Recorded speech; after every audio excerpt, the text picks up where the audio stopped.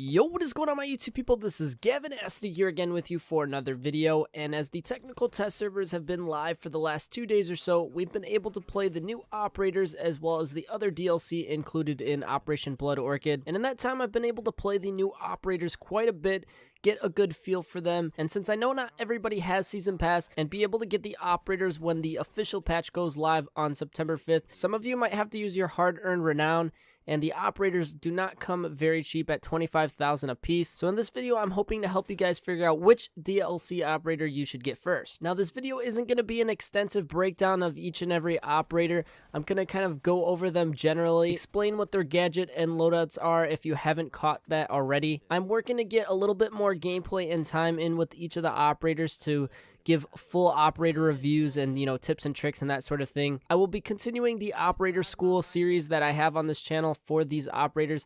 I just, like I said, want to get some more time with them and be able to give you guys the best tips I can. So keep an eye out for those videos if you want to really learn how to get better with the operators.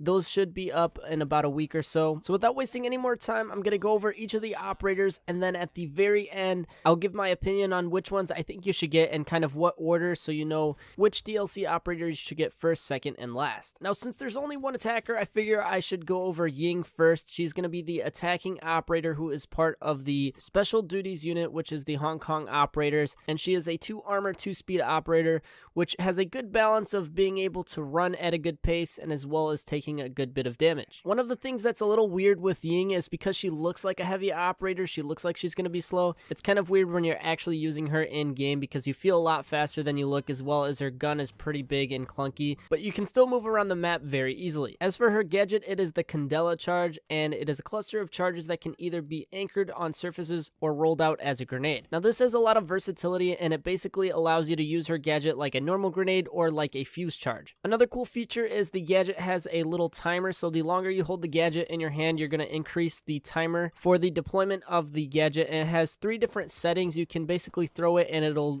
detonate instantly.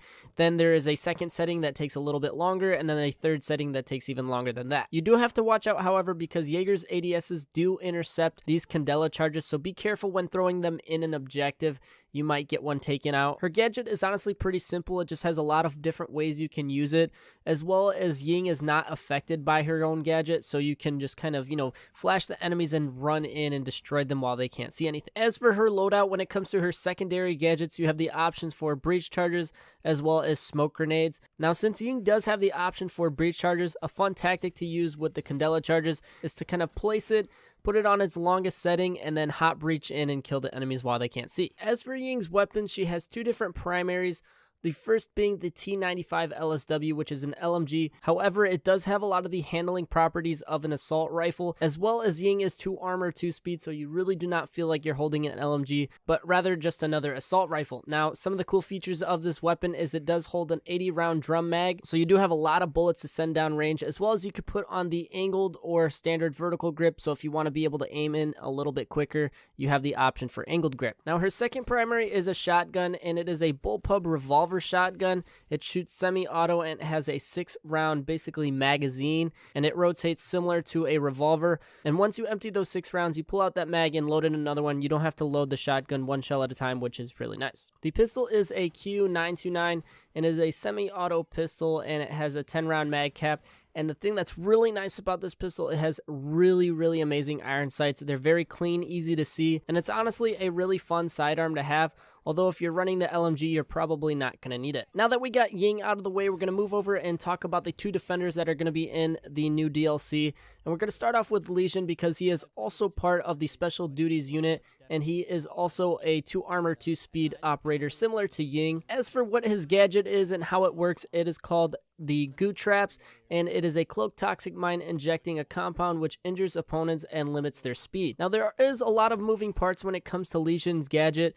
The things you need to know is you have up to 7 of them throughout an entire round. You start off with 1, and every 30 seconds you're going to be getting another goo trap all the way up until you hit 7. So if you die, the goo traps that you had already placed are going to be staying there. They can still injure enemies and all that good stuff, but you won't be able to place any more. So if you only get 1 down before you die, then only 1's going to stay out on the battlefield. So it's going to be really important when playing as Lesion that you stick around to the end and the later part of the round, so that way you can put out more traps for your team. Now, the cloaking part of it makes it almost invisible. Even when you know where it is, it's still very hard to see the goo mines. Enemies will have to be looking very carefully, and because they are, very small, it's hard for them to see, so more than likely they won't notice them. They will actually step on them before they get destroyed. Both IQ and Thatcher are counters to Lesion. IQ can see where his gadgets are, as well as Thatcher can destroy him with his EMP grenades. I know that was something that was kind of up in the air before, but that is confirmed. I have played with it, and I've noticed that EMP grenades do take out Legion's trap. As for what the gadget does when you get hit by it, basically it does 10 initial damage, and then every couple of seconds it will do 8 damage points until you pull out the needle. However, this doesn't last forever all the way up until you die. I believe it is 3 or 4 times where you'll take bleed damage before it stops. But once you start to pull out the needle, you will no longer be taking damage at that point. And while you're pulling it out, you will not be able to plant the bomb if you're playing bomb, as well as you will not be able to shoot. And as well, when you are affected by the goo mines, you'll kind of get a greenish tint on your screen, and you will not be able to run, which is pretty big. You are forced to walk until you take the needle out. And a couple other things is the goo mines do not stack, so if somebody lands on 2 of them, it doesn't do 20 damage or anything like that. As well as if you are low on health, you do not just get killed by the goo mine. It puts you in the down but not out state, and you can get revived by your teammates. But I am assuming if you're going to be getting down for the second time in that round, you're probably going to end up dying unless you're in the secure area or something like that. As for his weapons, it is similar to Ling. He has 2 primary weapons, the first being the T5 SMG, and this is a bullet pub style SMG. It has a 30 round mag, and it does about 900 fire rate or so. It's a really good weapon in my opinion. I have no complaints with it. With the new update being that only 1-speed operators on defense can have ACOGs, it does not have the option for ACOG on it. That's just something to note. Overall, a really great weapon, and I've gotten a lot of kills with it. And then the second primary weapon is going to be the 612 shotgun again, but this time it is the SD variant, so you're forced to run a suppressor on it. The gun can be very devastating in close range, but it does have a very quick damage drop-off, so it's not good at range whatsoever. The pistol is going to be the same Q929, nothing crazy special about that. And then as for his secondary gadget, he's going to have the option for impact grenades or the deployable shield. I found the impacts to work really good when roaming with him. You can place traps and then use the impact grenades as rotation holes. And last but not least, we have Ella, which is one of the operators I know a lot of people were the most hyped for because she just seems like a total badass after seeing a lot of the gameplay with her. Her weapon is amazing. I'll get into that in a little bit. But she is part of the Grom Polish Task Force, and she is a 3-speed, 1-armor operator. And her gadget is concussion proximity mines that can be anchored on surfaces, impairing hearing and causing a dizzying effect. Now, one of the big things you'll notice about her gadget when you first get hit by it is it's very hard to turn left and right. They made it so it heavily affects your sensitivity, so if you're playing at a lower DPI on PC, it's going to be almost impossible to turn it all once you're hit by this, as well as it kind of gives you that drunk effect that you get when you're hit by Echo's drone. It can be very powerful if you have a teammate or Ella herself is right there when the enemy first gets hit. And I've seen it get paired up with Legion's goo traps, and it can be very devastating. You only get 4 of these mines, as well as when you're put in the down but not out state with Ella, you are able to use kind of a last-ditch effort to concussion the enemy near you by holding the gadget button again. You get kind of one more try. Her gadget is really good for covering doorways as well as hatches, but one thing I like to do is kind of hold on to one, and if I'm roaming around, I'll throw one at an enemy right before I attack them.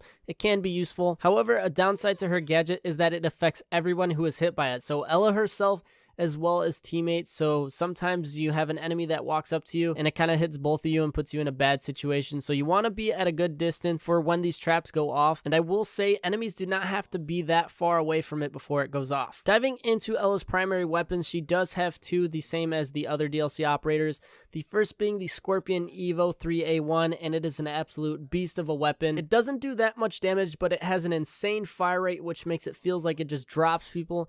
And another big thing is it has a 50 round mag cap. I was totally not expecting that going into the new operator, and I think it might get nerfed in some way because this gun is absolutely amazing. As for her other primary, it is a mag-fed shotgun called the FO12. It holds 10 rounds in the magazine. This is also a pretty intense shotgun. It's very loud. It does a good bit of damage. It can drop people very quickly. However, I see myself mostly using the Scorpion just because that gun is so amazing. It has 50 rounds and it's a ranged weapon, so I see most people using that over the shotgun. As for the pistol, she has the RG15, and this again is kind of that high mag cap pistol. It holds 15 rounds. It doesn't do a crazy amount of damage, but it is a semi-auto pistol. You can put the laser sight, and another cool feature is that it has an integrated red dot. It's the only one like it, only on Ella's pistol. And also her red dot is actually a green dot, which is pretty cool. As for the secondary gadgets that you can use with Ella, you have barbed wire or impact grenades. I see the barbed wire being the most useful, especially since it is getting a nerf this season, being that people can move through it a little bit faster and it only takes 2 hits now. However, it's always really good to just help slow down the enemy's attack. I really like the fact that you can put it on with her, but you do have the option for impact grenades if you're roaming around and you need some rotation holes. Now that we got the operators and their, gadgets and loadouts out of the way, we're going to get into which operators I think you should get in what order. So as for the first operator that I think you should get, it's a really tight, close race between Lesion and Ella. But personally, to get the most bang for your buck in terms of combination between the gadget and the weapons being good, I'm going to have to go with Lesion. I feel like that might go a little bit against all the hype. I know there's a lot around Ella for good reason. Her Scorpion is just absolutely amazing, and that would be my second pick. I would definitely have to go with Ella. It might even come down to the flip of a coin as to which one you should get first. They're both really good. You can go either way. Personally, like I said, I would go with Lesion and then Ella, and then obviously finally you would have Ying. I think her gun is kind of a pea shooter at times, especially compared to a lot of the attacking weapons. So I've had some frustration with her as well as times using her gadget. So for those reasons, I would have her coming as the last operator that you should get with the new DLC. So with all of that out of the way, I really hope that I've been able to help you guys better choose to spend your renown. And that will pretty much wrap up this video. If you did enjoy it, please make sure to hit that like button. I would greatly appreciate the support. Also, feel free to comment down below which operator that you're most excited for. And if you are new, do not be afraid to hit that subscribe button. And as usual, you guys have a good one. Peace.